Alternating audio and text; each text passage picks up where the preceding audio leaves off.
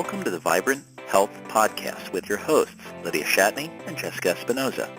Lydia is a nutritional therapist and founder of Divine Health from the Inside Out. Jessica is a real food wellness educator and founder of the website, DeliciousObsessions.com. Since this is a health-related podcast, it should be noted that the hosts are not licensed medical professionals. The information and advice provided in this podcast is not intended to diagnose, treat, or prescribe for any illness or health issue and should not be construed as medical advice. And now, here are the hosts of Vibrant Health Podcast, Lydia Shatney and Jessica Espinoza.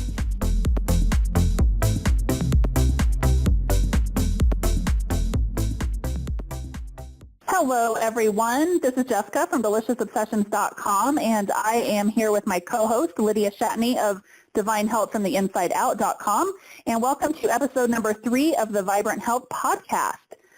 Today, we are going to talk about one of the most common questions that we get asked, one of the most popular topics on both of our sites and social media, and that's adrenal health. So we're going to give you kind of an overview about what the adrenals are, what adrenal health really means. We're going to talk about adrenal fatigue, pretty much everything adrenal related, as much as we can cram into this little hour-long session.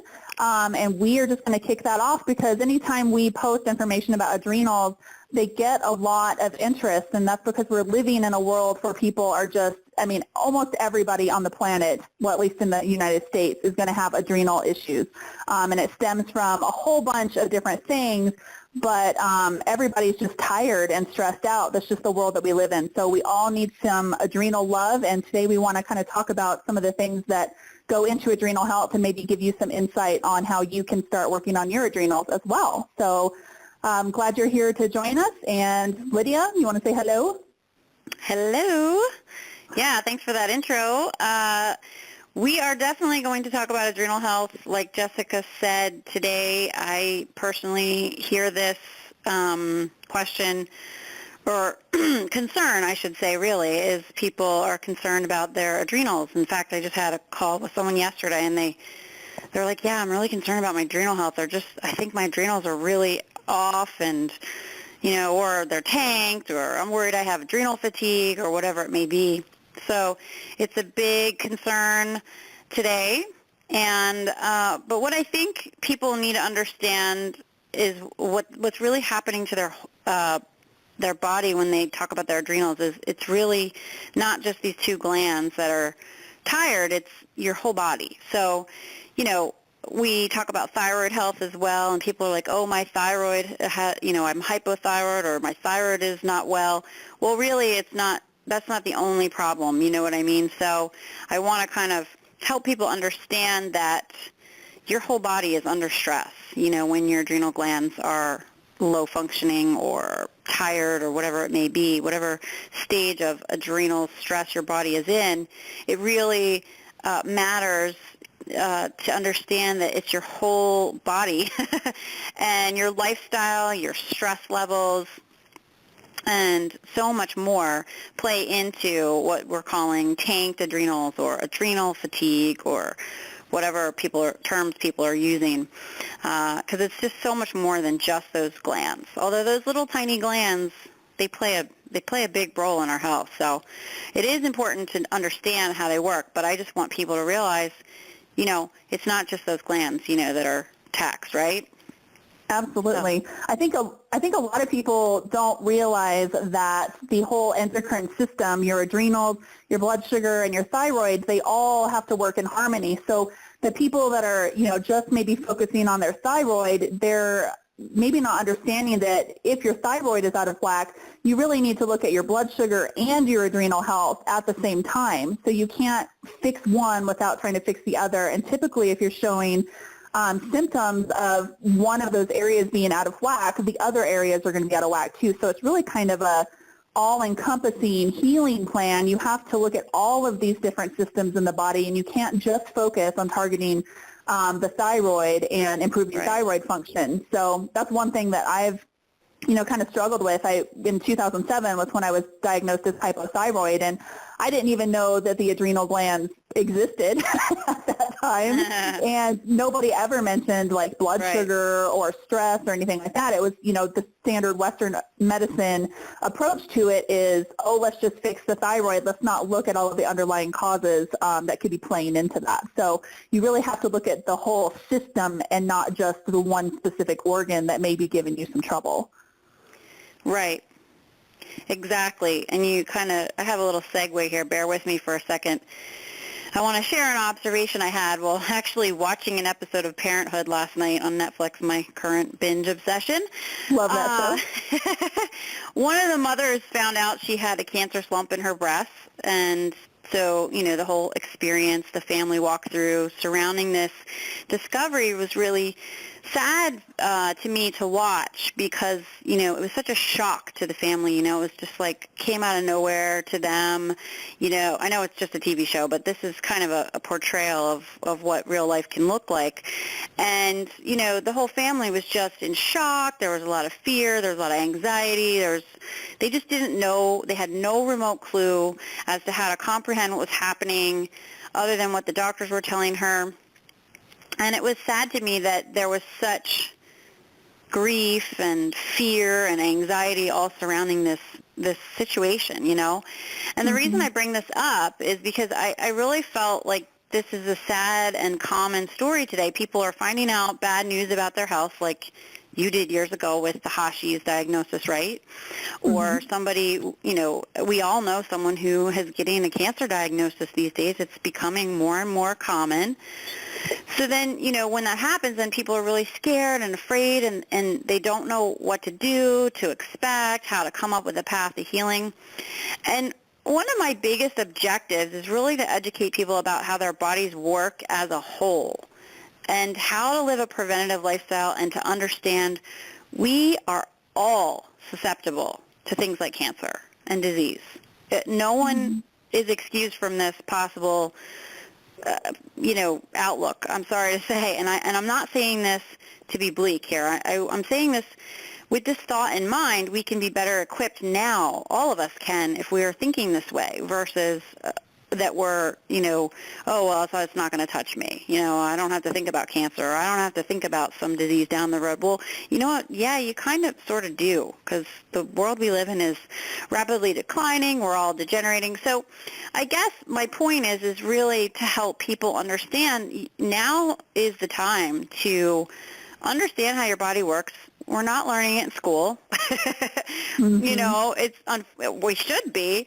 And there's so much against our health today. So if we're better equipped when these diagnoses may come, and hopefully they won't, but if and when they do, we can focus on having, already understood, the possibility or know more about our health or not be so fearful for these things to come. We can focus now today on creating the best health possible so we can improve our chances of recovery, Again, I work with people daily with failing health and they don't understand why and it's upsetting to them, but then when they get some clarity, all of a sudden it's like this huge shift in how they approach taking care of themselves. Even though it could be a long road to get to where they really want to be, I think it's a very hopeful, encouraging path. And so, I can't help but want to stand up on my soapbox here and kind of warn people in a gracious way to just, prepare and take care of yourself, take action and really consider learning more about your health. That's why we started this podcast. We want to help people to get information and take action and everything like that. So, just a little segue there. My little pep talk. I love it, and I think you hit on some really important things. I think the underlying message of fear, because when we get those types of diagnoses, that fear kicks in because, when we hear the word cancer, it's just automatically terrifying. And there are so many different ways to treat cancer. Alternatively, you don't have to go the chemo and surgery and radiation route.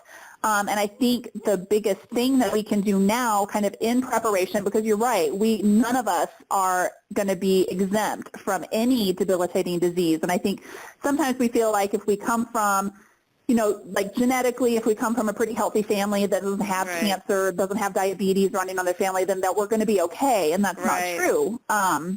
So we have to be prepared. And I think the biggest thing is we need to feel empowered for our own health. We need to feel like we can make decisions for our health and that we can get access to the information that we need and the treatments that we need. Right. And we don't have to always rely on what the doctor says. We have the right to ask questions. We can challenge our doctors. If we don't like what our doctors have to say, we can go find another doctor or, go to a naturopath or whoever you need to see. So really giving that power back to the people and removing it from the mainstream medical community that makes you feel like you have to follow everything that they say or else you're going to die kind of thing. Right. So I think that's a huge point that needs to be addressed. So I love that you brought that up. And no one has to be a sitting duck. Mm-hmm. Exactly. So, yeah, I think because I see the big picture day in and day out, and I've spent years of my life studying and researching and learning and helping people as well as my own family, I just really feel compelled to share that, what I just kind of went on a tangent about. Hopefully it's really helpful. So, but now on to recovering your adrenals. And that did kind of correlate with what I shared because the adrenal health is so important, very, very important. Yes, so it's really important to understand first that there are different stages of stress that the body goes through, and this impacts our vitality and energy, and it taxes the adrenal glands along with other things. But we're going to focus on these little glands here. And when the adrenal glands are weakened or exhausted, a whole host of issues can ensue. I mean, it's radical, like how much is tied into how well your adrenal glands are functioning based on the stage of stress you're in. So constant stress, it can be anything. So anything your body perceives as a stressor. I mean, we've got the gamut of things. We've got general stress, emotional stress, psychological stress. We've got the stress of a busy lifestyle. We've got toxins. We got food sensitivities, chemicals. What else? Bad digestion. I mean, it's just everything, And over time, these stressors added up, and some people are born with weakened adrenals, I'll get to that in a minute. But over time, you're going to deplete your overall energy, and it takes a lot of energy to handle excessive stress. We're talking you need a lot of nutrients and minerals in your body, but most people aren't getting that. They're depleting it, and they're not replacing it adequately. So it's really hard to begin with to keep the body in balance, to handle the amount of ongoing stresses that come our way in this modern day. So with that in mind, maybe you're familiar, Jessica, anybody that's listening, of Dr. Seil. He identified the 3 stages of stress. He came up with that stress theory of disease. You in your big giant adaptogens book, you probably read it in there. I love that book. It's so good. That book's awesome. We should put a link up for that. People, you want to read that book. Absolutely. And so there are 3 stages of stress. We've got the alarm stage of stress, okay? So that's when you essentially are perceiving a stress. And this is, we should be able to handle an alarm situation. So today it would be, if your kid, your little 3-year-old is running towards the street, well, your body should be able to kick into high gear to chase that child and protect them and get them out of the road, right? That's an urgent stress. The body should be able to handle that. Okay, the problem comes when we're, getting stressed like every 30 minutes or driving in traffic every day and almost crashing and all this stuff, like we can't handle it. So the alarm stage of stress is when the body, it's an early stage of stress. The body's got enough energy to fight back against the stress. So you may be in a sympathetic dominant state or a fight or flight state. Your sympathetic nervous system is kind of kicked into high gear. You might be in a faster oxidation rate, or basically your body is burning through energy quicker, faster metabolism, that kind of thing. You might have high blood pressure, high blood sugar, higher body temperature, things like that. The body reacts to acute stress by releasing hormones produced by the adrenal glands, which mobilize the body's energy to really meet and overcome that stress. Well, you can be in this alarm stage for a bit and continue to be in this alarm stage, and then all of a sudden your body's like, okay, and then you get into the resistance stage. And this kind of happens when the body attempts to adapt to that stress that you've been in, that, fight or flight stress you've been in, when it can no longer maintain it. And then this stage really is more of a continued, let's call it a continued battle, where the body's really attempting to contain the stress, if you will, but it's really unable to eliminate it. So this is most people. We have this lifestyle that's ongoing stress. So the resistance stage of stress can go actually for quite a long time, depending on the individual, depending on how much reserves you have, really, and everyone's going to be different. And so the body will still have a little bit of energy reserve available to resist the stress, but less than it would in the alarm stage. Okay, so we're just calming down. Then, after a while in the resistance stage, if you are not aware of this is happening to you, and you don't do anything to correct it, you're going to end up in the exhaustion stage. And this is when your body is just exhausted. Its energy levels in an attempt to contain ongoing stress. It can be lifestyle, it can be everything we just talked about. And then you basically no longer have the necessary energy reserves left to resist stress, to manage stress, and now you'll end up in this holding pattern. I tell people they're in a self-defense holding pattern. So a lot of things in the body slow way, way, way, way down, and essentially these people are slowed down in general. They're not able to muster up the energy to go anymore. And in a way, it's the body protecting you from continuing, so you can stay alive, basically. So, so someone in an exhaustion stage of stress is going to have fatigue and depression, apathy, constipation, dry skin and hair, adrenal exhaustion. Your thyroid's probably going to take a major hit too. And this, unfortunately, is really the most common stage of stress people are in. I see so many people in this stage of stress, unfortunately, and it's basically you're burned out. You're just completely burned out. Your body's totally unable to cope with stress. And really, you're in a severe mineral imbalance pattern that's impacting the energy-producing mechanisms of your body. And that's more than just the adrenal glands, obviously. But it can take a really, really long time to correct this, unfortunately.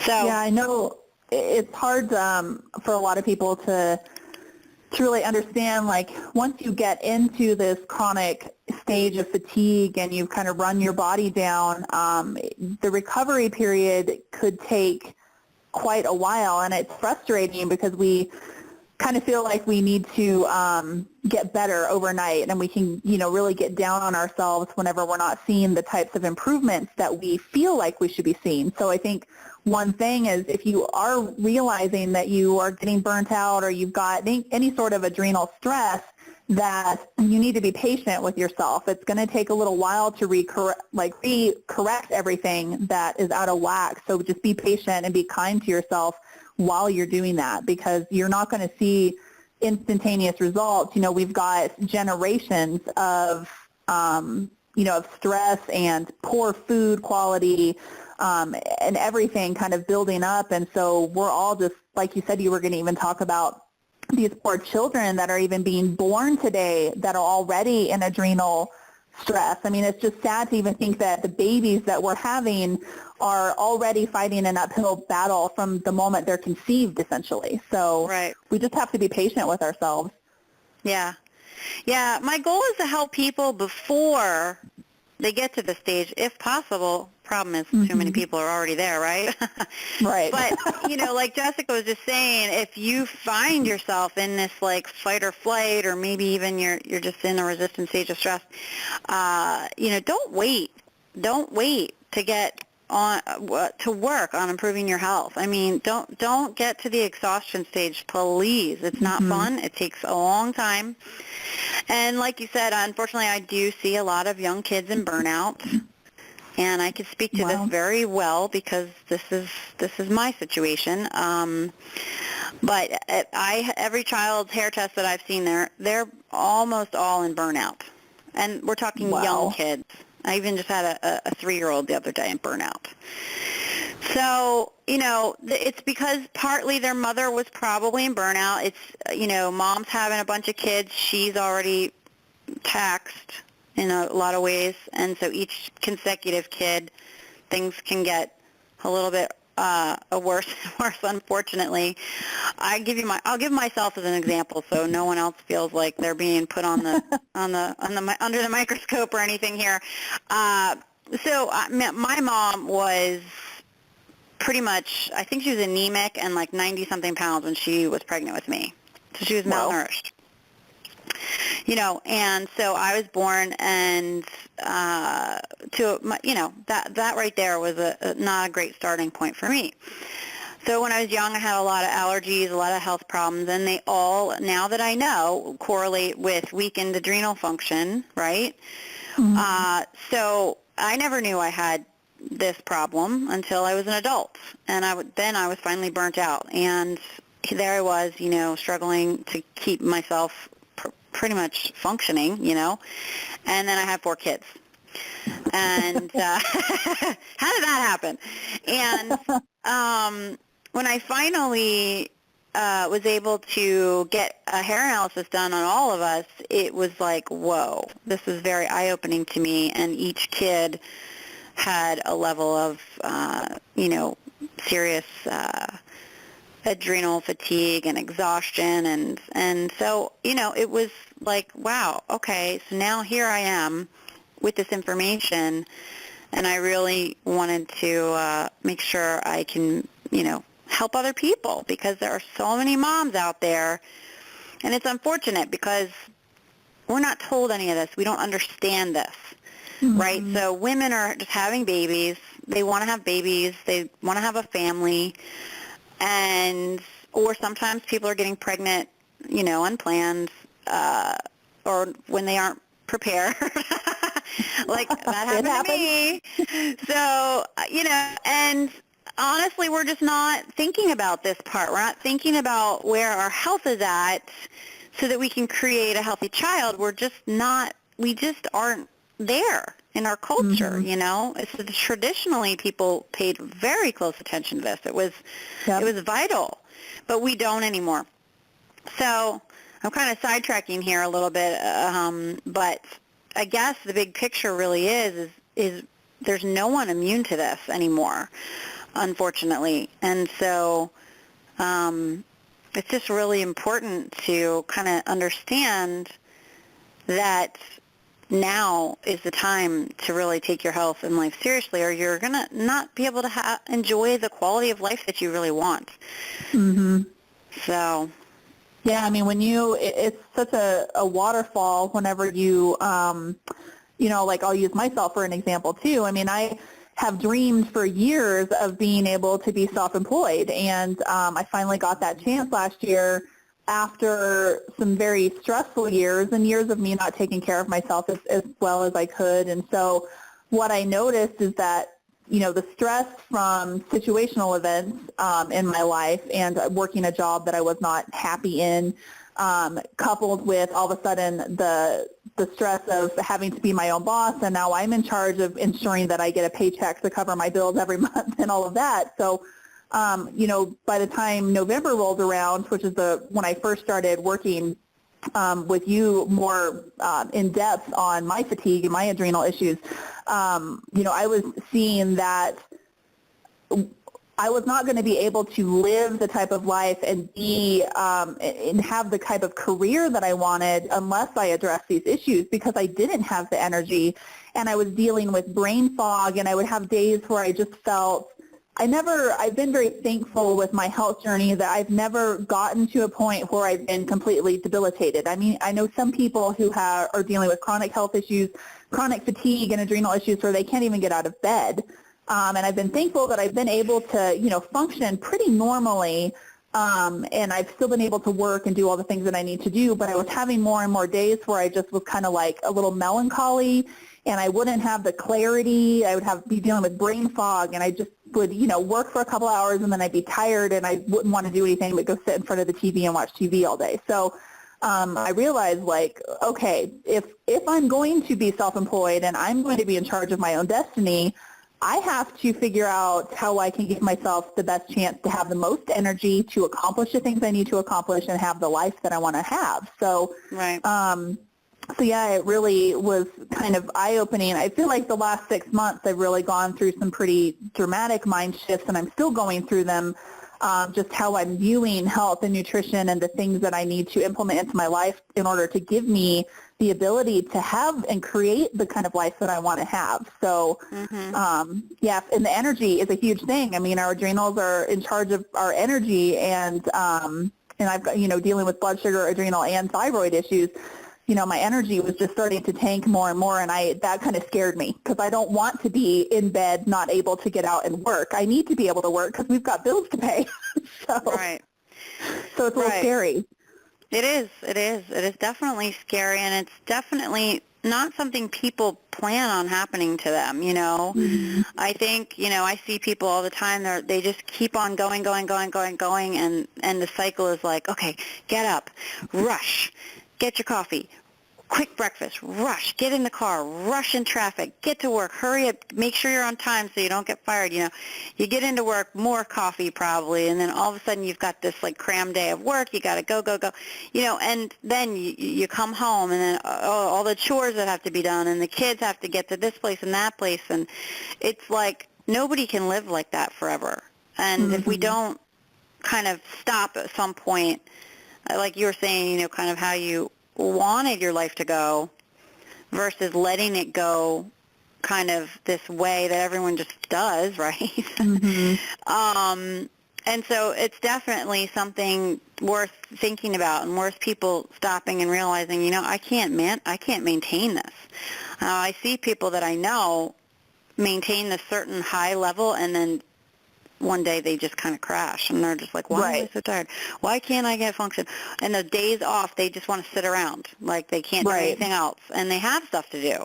And so, when you're under that kind of stress and duress for so long, the normal functions of all the organs in your body are compromised. The adrenal glands are just one of them, but they're especially vulnerable to it because they're responsible for producing the hormones that provide the stress. And over a long time, that's why we get tanked. That's why we say adrenal fatigue, whatever. It's really not just adrenal fatigue. It's, your overall sympathetic system response and your HPA axis and all this stuff. But, what happens is when you are in this day in, day out, fight or flight, and you crash into, each stage of stress, the blood supply to things gets, it increases at first, but then eventually it gets worse. So, you get this heightened sense. That's why you see people with high blood pressure and all these acute, more hyper states of health responses. And then all of a sudden that comes crashing down. And then you've got weakened kidneys and liver and poor digestion, and the detoxification pathways and elimination organs are just all slowed way down. So no one can afford to have that happen to them. Yep. And when that happens to you, then you're susceptible to way more problems. So right. Yep. Anyway, I think you touched on something important, too, about mental attitude. I think our attitude makes a huge difference in determining our stress response. But the problem is, this is kind of a which came first, the chicken or the egg. I think we all always have the ability to make a choice and think positively if we choose it that. However, some people are already depleted, right? And it makes it harder for them to have that positive outlook. It's not natural. In fact, it requires a lot more effort. That's exactly me. I've always been a very standard type A overachiever personality. Even when I was in grade school, middle school, high school, my sister loves to talk about this time that I just totally cracked her up. I was in high school. It was my senior year. And we all had to do these big senior projects in order to graduate. And so I was doing mine on photography, and I was sitting at the dining room table one night with her just bawling because I only had 3 months to get my senior project done. 3 months. She's like, Jessica, I would have started my senior project the night before it was due. And so would I. You're sitting here like so worked up and stressed out because you only have 3 months to get it done. But that's just that's the way like I'm wired, and I know that my personality type has played a very dramatic role in my overall health because of that. Like I'm a worrier, I'm an overachiever, nothing's ever good enough kind of thing. And so I really have had to work hard at trying to adopt a more positive outlook on things and try not to be a pessimist, because I'm a glass half full kind of person by nature, and it feels like work, and it feels unnatural for me to be a glass, half full kind of person.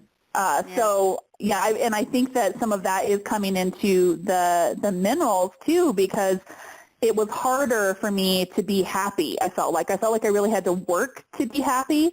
And a lot of people that doesn't make sense to them when you tell them. So it's hard for me to explain that to people sometimes, that I actually have to work to be happy a lot of the time. So, but the minerals are playing a huge role, because like I was telling you, 2 weeks ago, we're in the middle of kind of doing some remodeling on our house, and we're installing new floors in our upstairs, and the whole house has just been in total chaos. The project's taking longer than we expected, and I have not been stressed out at all. Like if this had happened a year ago, I would have been so anxious and just feeling overwhelmed, and I can't work because my computer is in a box, and I can't find my socks, and where the heck is my deodorant, and I can't find my toothpaste, and like, all these little things.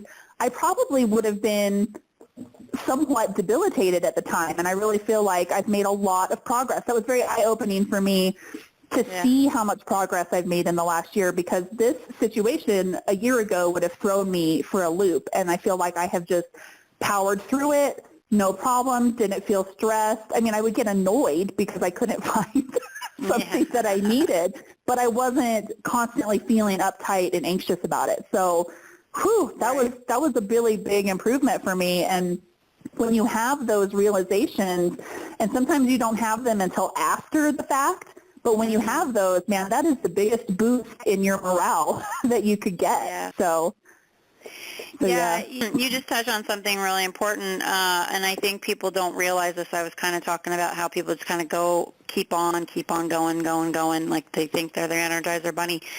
When you are going like that at a high pace, or even just the day-to-day stress, I mean, maybe it's not a high pace. Maybe you're home all the time, but you have a lot of kids, and you have to manage a lot, or whatever it may be. Stress really rapidly burns through nutrients in the body, B vitamins, zinc, vitamin C, but it really burns through minerals. And I wrote a post about this a while back, and it's pretty cool. But we are burning up these minerals in our body, and honestly, nobody's getting enough minerals to begin with. Number one, our soil's been depleted for a long time, and it's getting worse. unless you purposely eat food only from really nutrient-rich soil, which is impossible. Nobody does, right? Yep. And then unless you eat like this really great diet with nutrient-dense foods and minerals, and on top of it, you're digesting it perfectly. Okay? Is that anyone we know? No, it's not. And so you're burning through these minerals, and most people do not realize they're not replacing any of it. So they just keep on depleting. And so, it was great when you kind of brought that up, because you're saying now, because you're purposely rebuilding your mineral balance, your body's more able and better equipped to handle a stressful situation. And that's how it should be. So I really want people to understand this information about how their bodies work, even on the most basic level here. I mean, we could get into more nitty-gritties. We'll do that in some subsequent podcasts. But, and I'll link to that post, because that kind of explains it a little bit more thoroughly. But, people are just not thinking this way. We're not thinking, oh, wait, I have to refuel my body. I mean, we go and we give our cars tune-ups. We change the oil. We put gas in frequently.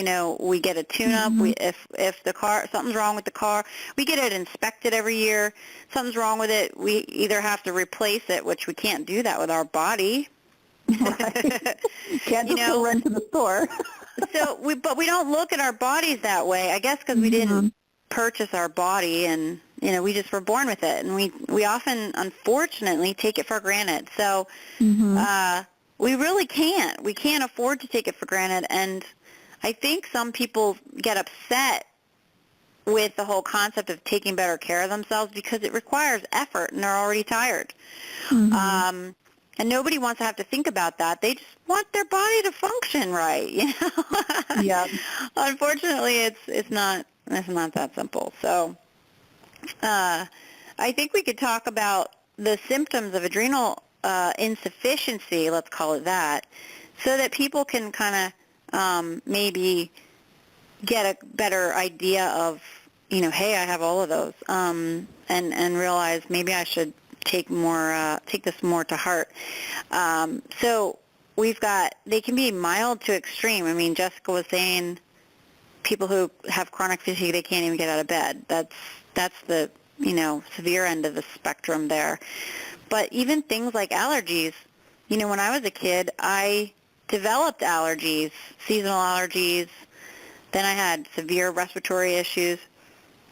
My mom didn't know that it was, she had no idea why. We'd just go to the doctor and see what they would say, and we never really got anywhere with it. I was eating, cereal every day. I mean, it's just like standard American diet. Right. It was ridiculous. And then, other symptoms like apathy, depression. You see a lot of kids today. They're apathetic, and we get upset with them. We want them to be more driven. We want them to accomplish more. We wonder why they just sit around and watch TV, and we get upset with them. But really, there's probably a good reason for it, Another thing, women complain about this a lot to me, is they have a decreased tolerance to cold, especially in the winter. But you may find your hands and feet are cold all the time, or you get cold all the time. Poor circulation. That's low adrenal function. A lot of people correlate that with just the thyroid, but really it has to do with the adrenals too. And then general fatigue, right? No. You got fears, because you were saying you would get more anxious when stress was around you. Things like that. Joint aches and pains, believe it or not. Low back pain is kind of actually a marker for low adrenal function. I have a whole post on that too. Interesting. And then people may have like low self-esteem because they just don't have a lot of energy. Truth is I had low self-esteem a long time ago, and that did not help me in any way, shape, or form for a lot of things. Low blood pressure is common. That's more of the, when your adrenals are tired. When your adrenals are in a more stress state, like the alarm stage, you'll end up with high blood pressure. Mm-hmm. That's where I was at several years ago. Yeah, I remember. Yep. The downward spiral. I know. Sometimes. I've always had low blood pressure, so that kind of tells me something there. Mm-hmm. Low blood sugar too is another symptom, and the unfortunate thing about this is most people don't realize they have low blood sugar until it gets really bad, mm-hmm. because they don't understand the symptoms. So we call it hangry. If you are getting to mealtime and you're getting angry because you're hungry, you're hangry. Yep. And you are in a hypoglycemic state because your body is desperately needing the fuel to raise your blood sugar up and not have your adrenals have to do it for you. Mm-hmm. General low stamina, lowered resistance to infection, muscle weakness, the excessive amount of sleep you need all of a sudden. People will say, oh man, I just feel like I don't wake up rested. I get a whole night of sleep and I wake up and I'm still tired. Mm-hmm. And even things like constipation and a low stomach acid are, some digestive issues are symptoms as well of, the adrenals are tired. So all of those things vary, in their mild to extreme. So what's interesting about all of that is that a lot of those symptoms are what's defined as classic hypothyroid symptoms. So that's even more indication that when you have thyroid, you're displaying these thyroid symptoms, or maybe you've had your lab work and you've been diagnosed as hypothyroid, that you do need to start looking at the adrenals too, because so many of those are just overlapping between thyroid and adrenals. So it could really be your adrenals mm-hmm. need the TLC first, and that would help re-regulate the thyroid problem. Yeah. So yeah, that's an interesting that they kind of cross over like that. So they definitely too bad more doctors don't know about it. They just right. Well, and that's the most common thing I'm dealing with right now with people, and I have the majority of my clients are women. Okay, anywhere mm-hmm. from their 30s to their 70s. I got the whole gamut, and almost at least 50% of women have had their thyroid looked at, and they're like, mm-hmm. oh, I have hypothyroidism. Oh, my thyroid. I'm on thyroid meds. Blah blah blah. And then I tell them about their adrenals, and they're like, oh my gosh, I had no idea, mm-hmm. And I make the connection, and that's the problem, is all of a sudden there's this isolation of, oh, it's a thyroid problem. Yep. Well, the thyroid's pretty darn important. We need thyroid hormone for a lot of things, so it is pretty darn important. So yeah, I can understand it being looked at, and it is something that the medical community is looking at. They're not looking at the adrenal glands unless it's severe, like Addison's or something, and so it's unfortunate. So the way that people need to get help to improve their adrenal health is through something that's not being used commonly at all, and it's a hair tissue mineral analysis, which we've talked about quite a bit. Mm-hmm. And there's other ways too, but this one is a great starting point because you can kind of see the stage of stress your body's in from your mineral patterns. So you can see if you're in the alarm stage, or if you're in the resistance stage, or if you're in the exhaustion stage. And then once you know that information, you know what you're up against in a way, mm-hmm. at least as far as, if you're in the exhaustion stage, it's going to take some time to really recover. And you're going to need to be really careful. And you may need to change your lifestyle, drastically. Yep.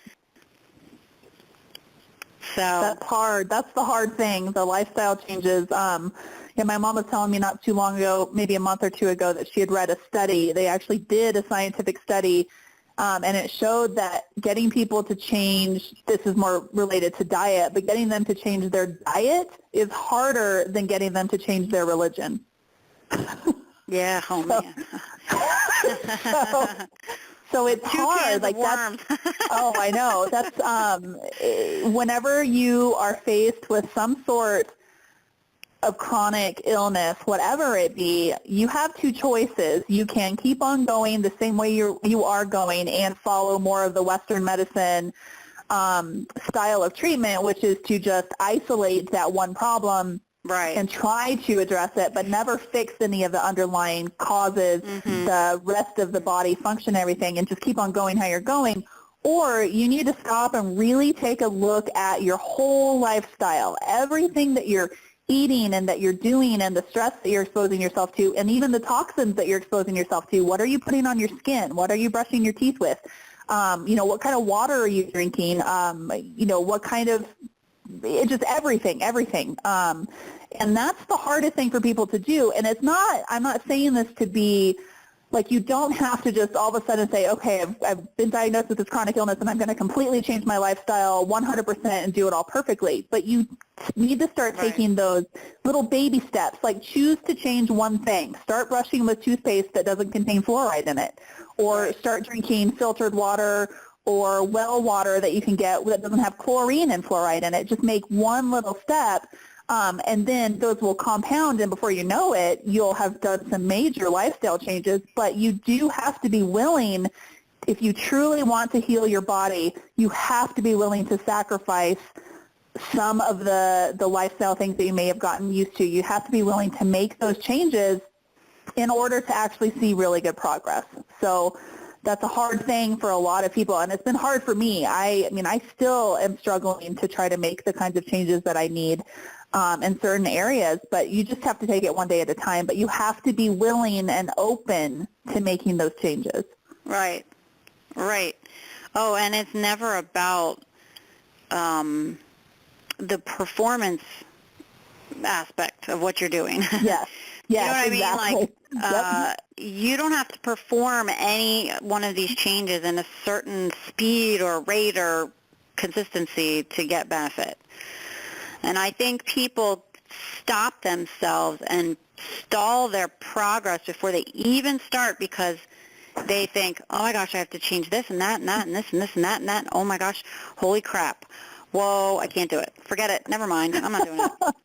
You guys can't see me, but I'm totally raising my hand right now because you know me very well after all these years. I give up. I'm one of those people that feel like when I'm introduced with maybe, especially the mineral balancing protocols where Lydia has outlined everything that I need to do, I look at it and my initial response is to get overwhelmed because I kind of feel like if I can't do all of these things at one time, then what's the point of doing it? So I really have had to work hard at choosing one little thing and trying to be consistent with it. And I still am, I still struggle in areas. So, we all so it's just, the performance-based thing, I think you've touched on that before in some of our other talks, and I think we'll probably talk about that in some other episodes too, but that performance-based mindset that we all have, that we have to do it a certain way at a certain rate, and we have to make, X, Y, and Z milestones and all that kind of stuff. And that's, we need to kind of disregard that mentality that's become really ingrained in us as a society whenever it comes to healing our bodies. Don't let the enemy of the good be perfectionism. You know what I mean? Like that saying, I don't think I said it right, but a lot of people look at what they have to do. They look at the whole picture and they see this is the goal. Like my protocol that I send out, I always have to disclaim to people, listen, I have to be thorough and touch on a lot of stuff here, but what you need to understand, because, there's so many things. There's diet, exercise, lifestyle, sleep, stress reduction, all this stuff. Mm-hmm. I have to touch on all of it, but what you need to understand are these key things. And you're not going to do all of this stuff. You're going to pick some of this stuff, and I'm going to help you pick the most important things. And this is where you're going to start, okay? And Rome wasn't built in a day, and you've got 3 months to work on this. And even if it's not perfect, because good Lord, what is perfect anyway? I mean, what does that even mean? What does that even translate into? Yeah. we remember the nature analogy, okay? We got to think like this. There are ebbs and flows when it comes to every single day of our lives. We just have to get up every day and do the best we can. So, that said, I think people, part of what we're kind of getting at in relation to the whole adrenal fatigue scenario is people have to be gentle with themselves and give themselves grace in a sense to be okay with where their body is at. Yeah. Instead of looking at yourself as this super mom or this rock star or, trying to keep up the pace with the Joneses, you are worth your time to really tenderly care for yourself. Does that make sense? Mm-hmm. Yep, absolutely. So anyway, with that, I feel like we could carry on forever talking about this, and I think people need the encouragement. It took me years to get to this point, and honestly, I'm going to be really kind of transparent here about my life. I'm not really shy.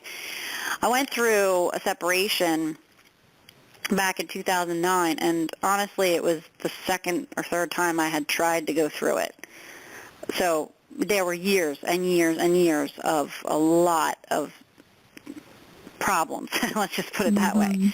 And when I finally let's call it, got free from the situation, all of a sudden I was like, my body was just ready to fall to pieces.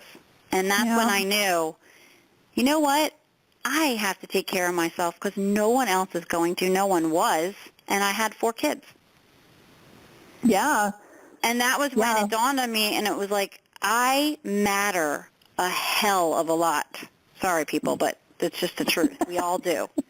Yeah. We do. And I don't think that people view themselves that way. Especially women, we're so nurturing, and we put ourselves last a lot of the time. And so we have to stop and think about this, because if we as women, and I'm going to speak to women mainly here because that's who I'm working with, but this matter, the guys can hear this too. If we are not putting ourselves first, like you're on the plane and they say, you got to put your own oxygen mask on first, right? Mm-hmm. Otherwise you aren't going to be any good to anybody else, period. Yep. Right? Yep. Pretty straightforward. Well, that's kind of the same thing when it comes to taking care of your own health. No one else is going to do it. No one. Yep. And so if you're a mom and you've got all these people depending on you, and it's really hard, you have to stop and say, okay, I really do have to prioritize my health. I can't always be expending my energy and giving to everyone else and not getting anything, or I'm just going to, you're just going to self-implode. Not really, but you'll feel that way. You'll feel like that. So let this be kind of a pep talk and hopefully an inspiration to kind of wrap your mind around this whole concept of, number one, taking care of yourself in general, but to help with the whole stress of life in general. Everyone's got it. To avoid getting to this severe burnout state, hopefully. And if you're already there, you can there's help. You can recover, but you're going to need to take it seriously, and you're going to need help. You really are. Yep. I totally agree. I think that was a good little pep talk to kind of end our show with. And I know you want the same thing. I want the information that we share to be inspiring and uplifting. And sometimes we're going to talk about really serious stuff, and we might get into more of the scientific aspects of things. But really, we just want to put this information out there to kind of get the wheels turning in your head. You don't have to act on anything right away, but knowledge will be there, and it'll be kind of percolating in your brain, and you might start getting more comfortable with the idea. It's uncomfortable for a lot of people, myself included, to make myself a priority. It's uncomfortable for them to stop and say, okay, I need to do this for myself regardless of what anybody else says. It's sometimes hard to just put yourself first before everybody, especially for mothers. I'm not a mom yet, but I see it so many times. Moms are just always going, and they have to take care of everybody, and they don't take care of themselves. And so it's hard for people to have that mind shift that they need to take care of themselves first, and then they can take care of everybody else much more efficiently than if they are completely burned out. So we want the information that we share on all of these podcasts to be inspiring and uplifting, and we want to hear from you too. If you have questions or comments or things that you want to talk about, leave a comment on the blog post or shoot us an email and let us know. We would be happy to discuss this stuff with you and be your cheerleaders as you're taking charge of your health. So, yeah, it's a matter of mind renewal, really. Once you wrap your mind around this kind of information, it empowers you to take the action you really need to be taking, and it's a process. And James Wilson, he wrote the book Adrenal Fatigue, which is, by the way, a pretty good book to get started with. He wrote that healing from adrenal fatigue requires a combination of things. First and foremost, your recovery depends on your lifestyle. How you spend your energy, how you conserve your energy, and how you create energy are all extremely important. Your recovery is also contingent on what you eat and drink, as well as the thoughts you feed your mind and the beliefs you base your life on.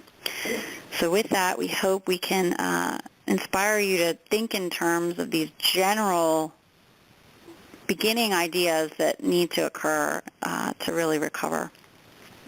Well said. I think that's the perfect quote to end with. So we will go ahead and wrap up this episode, but we are going to be back next week, and we're actually going to talk next week about the hair analysis. We've mentioned that a couple of times in this episode and then some of our other episodes, and you've seen it on our site too. So we wanted to talk about that in more depth and kind of give you an overview of what that is and how it can be used on your healing journey and kind of the insights that you get from that kind of testing.